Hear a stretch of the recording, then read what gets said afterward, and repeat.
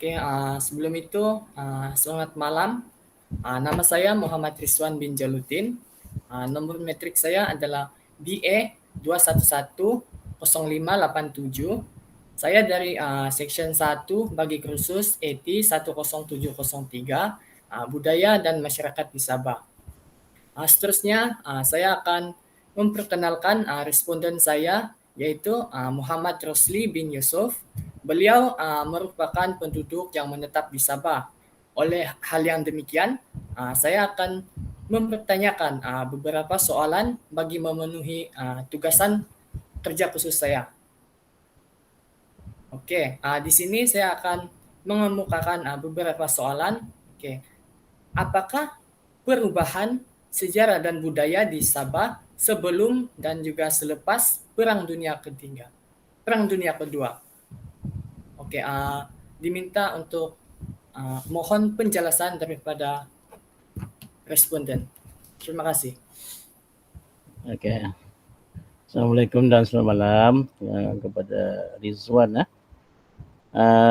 Kita berbincang tentang budaya lah kan. Ini melibatkan budaya selepas peperangan, yaitu peperangan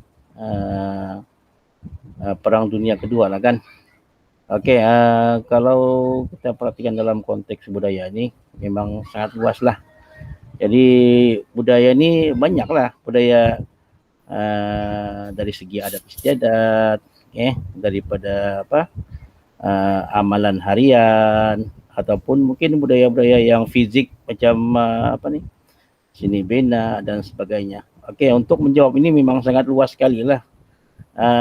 Saya tidak pasti skop mana yang perlu dibincangkan sebab soalan ini begitu umum sekali lah. Jadi kalau secara umumnya memang jauh beza lah kalau kita tengok budaya sebelum Perang Dunia dan juga selepas perang lah. Oke, ini disebabkan oleh faktor lingkungan kehidupan seharian masyarakat lah. Ya, di antaranya adalah faktor lingkungan masyarakat.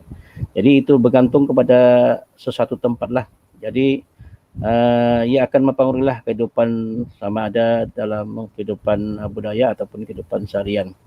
Oke, sebagai contoh, mungkin kita boleh tengok dalam bidang politik, bidang ekonomi atau bidang sosial lah. Okay. Dalam konteks budaya sudah pasti dalam konteks sosial lah kan. Okay. Jadi sosial ni sangat luas sekali lah.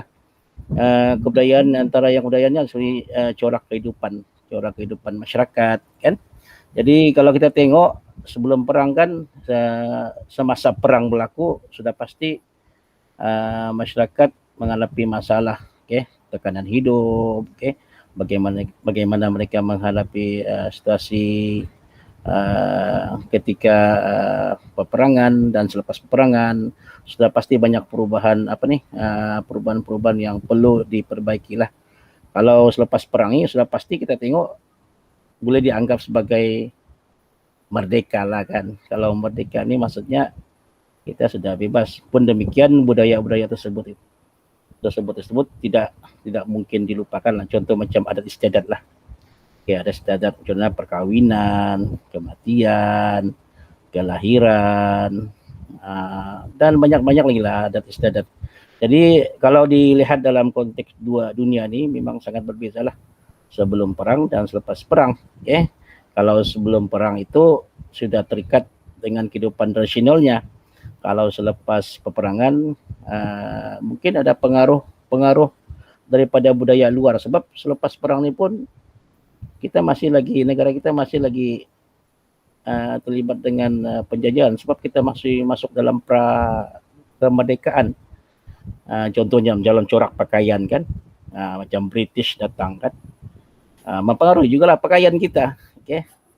Kalau sebelum perang, tengoklah masyarakat dia macam mana, pakaian tradisional kan, yang diamalkan masih digunakan pakai. Tapi selepas perang mungkin bajunya sudah modern, tapi tidak dilupakan juga lah. Cuma yang jadi masalah adalah generasi muda lah.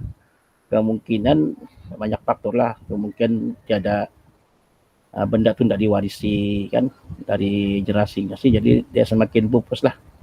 Itu antara contohnya lah. Terjawab Oke, kah? oke. Seterusnya saya akan menambah sedikit pertanyaan berkaitan dengan tugasan ini. Apakah motif perubahan sistem perombakan pendidikan khususnya di Sabah semasa semasa sehingga selepas Perang Dunia Kedua berakhir? Motif pendidikan. Ah, Motif pendidikan ni kita kena ikut di dasar pendidikan negara lah.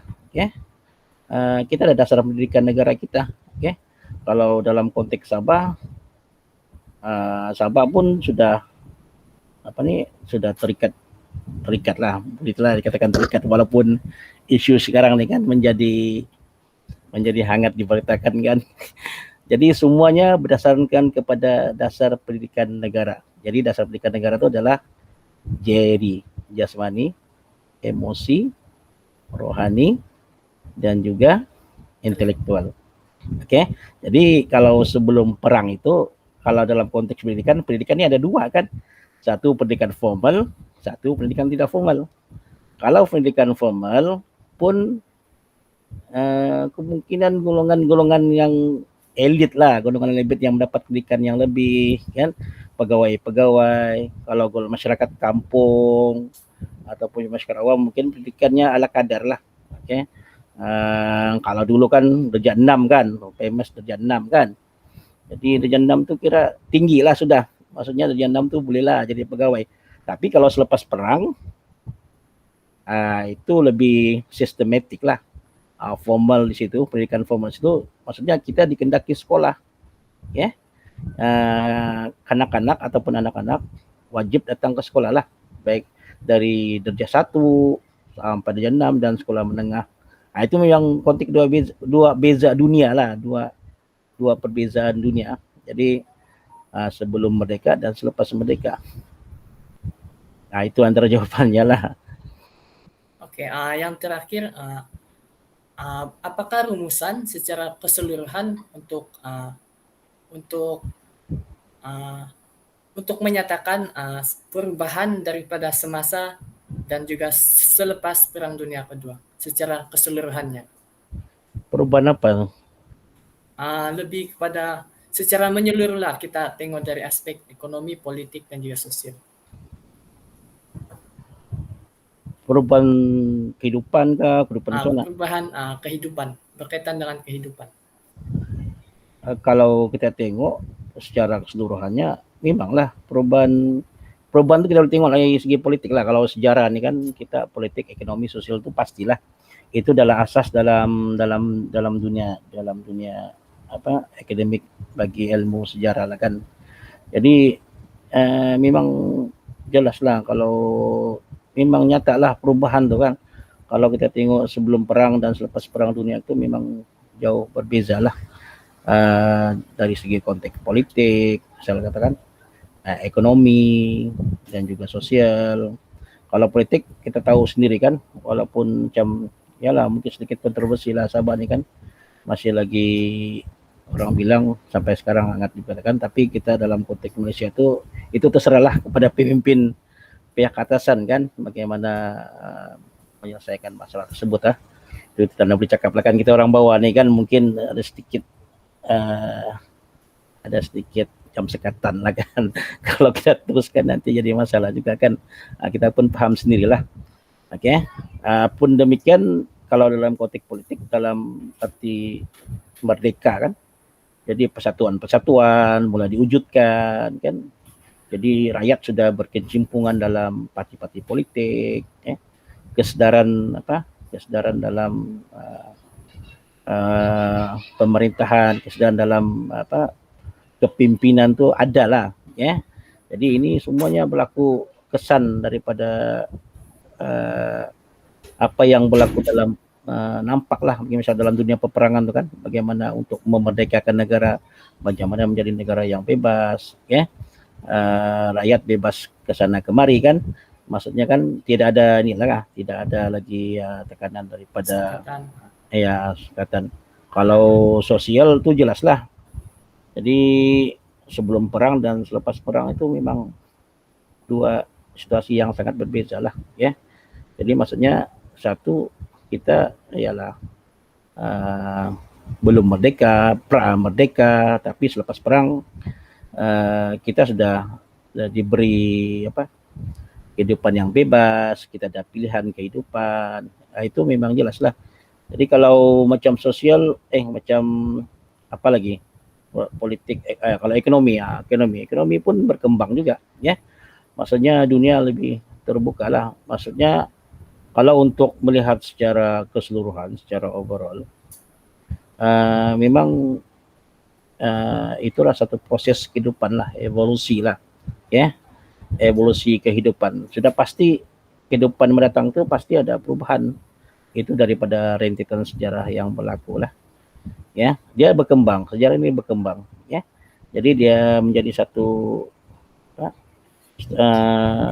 kehidupan yang akan berubah dari semasa ke semasa lah, tapi secara evolusi dan bergantung kepada situasi yang berlaku, ya. Jadi maksudnya kehidupan selepas perang itu kita lebih baik lah kehidupannya berbanding sebelum perang lah, ya. Jadi banyak pendedahan pendang kita dapat lah. Itu pun kita dapat pun daripada nasionalisme, para pejuang,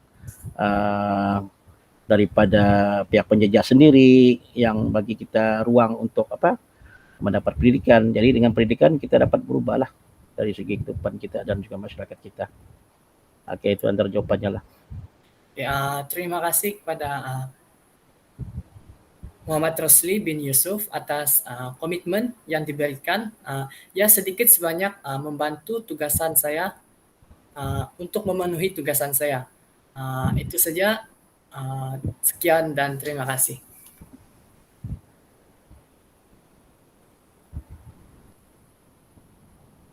Oke, terima kasih sama-sama.